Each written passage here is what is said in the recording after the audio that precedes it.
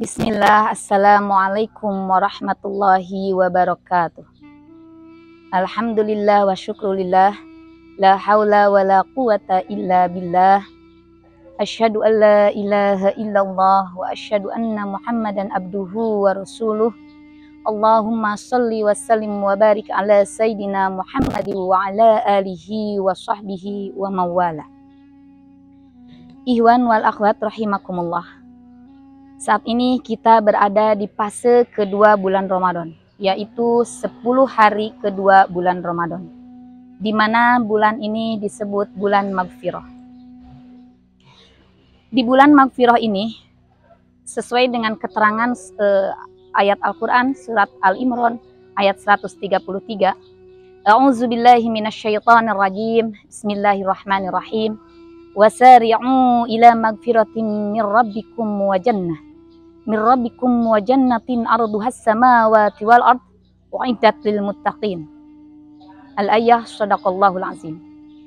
Di dalam ayat ini dikatakan bersegeralah kamu mencari ampunan dari Allah Subhanahu wa taala.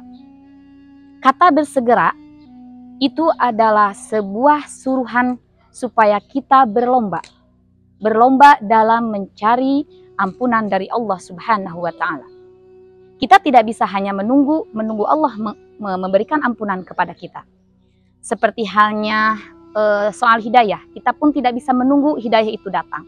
Tapi kita harus mencari, harus menjemput hidayah, begitupun dengan ampunan. Di bulan yang penuh dengan maghfirah ini, waktu yang tepat, waktu yang sangat manfaat, waktu yang penuh dengan maslahat untuk mencari ampunan dari Allah. Selanjutnya dalam ayat itu dijelaskan, wa jannatin arduhas samawati wal ard, dan surga yang seluas bumi dan langit Allah sediakan untuk orang-orang yang bertakwa.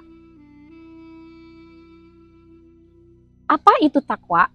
Takwa secara garis besar yaitu menjauhi segala larangannya dan menjalankan apa yang Allah perintahkan.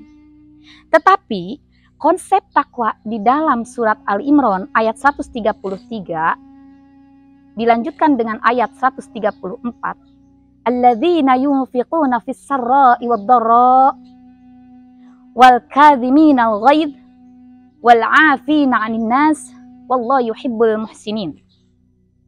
Pertama, konsep takwa di dalam surat Al-Imran ayat 133, 134 yang pertama, orang yang menginfakkan hartanya baik ketika dia berada dalam lapang ataupun berada dalam kesempitan. Ketika kita mempunyai harta, kita bisa mengeluarkannya, menginfakkannya. Tetapi ketika kita berada dalam kekurangan, terkadang kita susah untuk menyisihkan infak. Maka di bulan yang suci ini, marilah kita menginfakkan sebagian harta kita, menyisihkan sebagian harta kita, baik ketika ada maupun ketika tidak ada. Kemudian yang kedua, yaitu orang yang menahan amarah ketika dia bisa marah. Ketika ada orang yang menyakitinya, dia bisa membalasnya. Ketika ada orang yang berbuat zalim kepada kita, kita bisa membalasnya, tetapi kita tidak membalasnya. Jadi bisa menahan amarah itu. Dan yang ketiga adalah orang yang memaafkan sesama manusia. Orang yang sudah memaafkan berarti dia sudah melepaskan semua rasa sakit yang diberikan oleh orang-orang yang menyakitinya ataupun yang menzaliminya. Tadi itu hanya sekedar menahan amarah, dan selanjutnya memaafkan berarti di dalam hatinya sudah tidak ada rasa dendam, sudah tidak ada rasa sakit. Karena sudah bisa memaafkan dengan sebaik-baiknya. Itu 3 poin di dalam surat Al-Imran ayat 134 tentang konsep takwa yang akan mendapatkan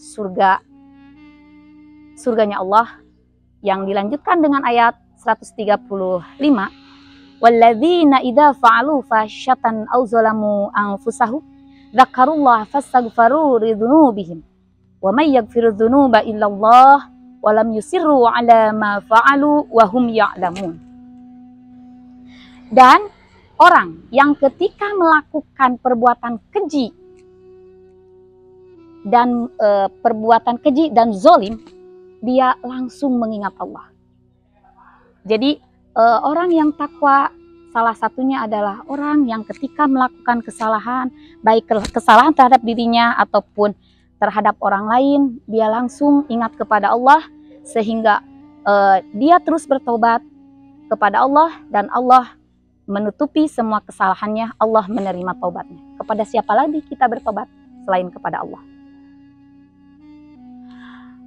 Itu tiga konsep di ayat 134 surat Al-Imran, dan satu ayat di surat Al-Imran ayat 135 tentang konsep takwa menurut Ahli Imran, surat Al-Imran. Ikhwan wal akhwat rahimakumullah. Mudah-mudahan di Ramadan ini kita bisa meningkatkan keimanan dan ketakwaan kita, dan kita bisa berlomba untuk mencari ampunan Allah. Fastabiqul khairat. Sekian dari saya. Allahumma sholli wa sallim wa barik ala. Wassalamualaikum warahmatullahi wabarakatuh.